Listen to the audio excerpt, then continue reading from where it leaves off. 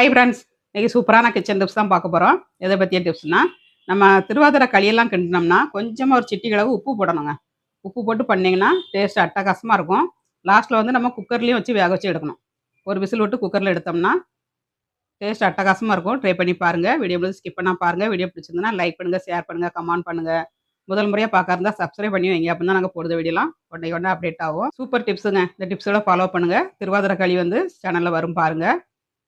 Video பிடிச்சிருந்தா like. ஏலக்காய் வந்து ஒரு 4 ஏலக்காவை தட்டி வச்சுருக்கேன், அதை போட்டுக்கிடலாம். அப்புறமா தேங்காய் துருவலுங்க, ஒரு அரை கப்பு போட்டிருக்கேன். உங்களுக்கு தேவை தகுந்தபடி போட்டுக்கோங்க. தேங்காய் எவ்வளவு நிறைய போட்டாலும் நல்லாயிருக்கும். இதெல்லாம் கொதிக்கட்டும். இதில் வந்து ஒரு சிட்டி அளவு உப்பு போடணுங்க. ஒரு சிட்டி அளவு போட்டுக்கோங்க. உங்களுக்கு வந்து இந்த ஸ்வீட்டை தூக்கி கொடுக்குங்க. டேஸ்ட் ரொம்ப நல்லாயிருக்கும். கொஞ்சம் கொஞ்சமாக போட்டு கிண்டணுங்க. கட்டி விழாது. உங்களுக்கு குருணை நம்ம வச்சுருக்கனால கட்டிப்படாது.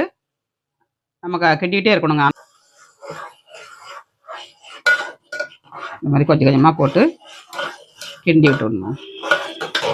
உங்களுக்கு அப்படியே கட்டிப்பட மாதிரி இருந்துச்சு அப்படின்னா இந்த மாதிரி அப்படியே கிளம்பி விட்டாங்கன்னா கட்டி இல்லாமல் நல்லா உடஞ்சி வந்துடும். ஒரு ஸ்பூன் நெய் ஆட் பண்ணிக்கலாம். இப்போ ஒரு ஸ்பூன் ஊற்றிருக்கேன். லாஸ்ட்டில் ஒரு ஸ்பூன் ஊற்றணுங்க. 2 ஸ்பூன் ஊற்றினாலே போதும். இதில் ஒரு தடவை 2 தடவை கிண்டி கொடுத்துருங்க. லோ ஃப்ளேமில் வச்சு ஒரு 2-3 நிமிஷம் வேகட்டும். அதுக்கப்புறமா நம்ம குக்கரில் மாற்றி வேக விட்டு எடுத்துக்கலாம். குக்கரில் மாற்றி வைக்கணும். இந்த மாதிரி ஒரு பாத்திரத்தில் மாற்றிக்கோங்க.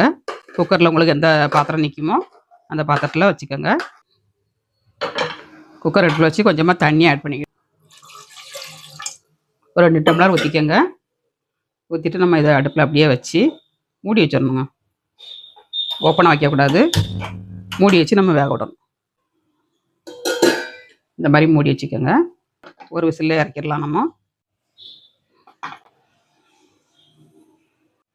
வாக்கையிலே சாப்பிடணும். நாக்கு எச்சு ஊறுதுங்க. அந்த அளவுக்கு டேஸ்டியாட்டு திருவாதிரை களி பண்ணியாச்சு. நீங்களும் உங்கள் வீட்டில் இந்த மாதிரி ட்ரை பண்ணுங்கள். ட்ரை பண்ணிட்டு எப்படி வந்துச்சுங்க அதை கமெண்ட்ஸ் பண்ணுங்கள். இன்னொரு டிப்ஸோட பார்க்கலாம்.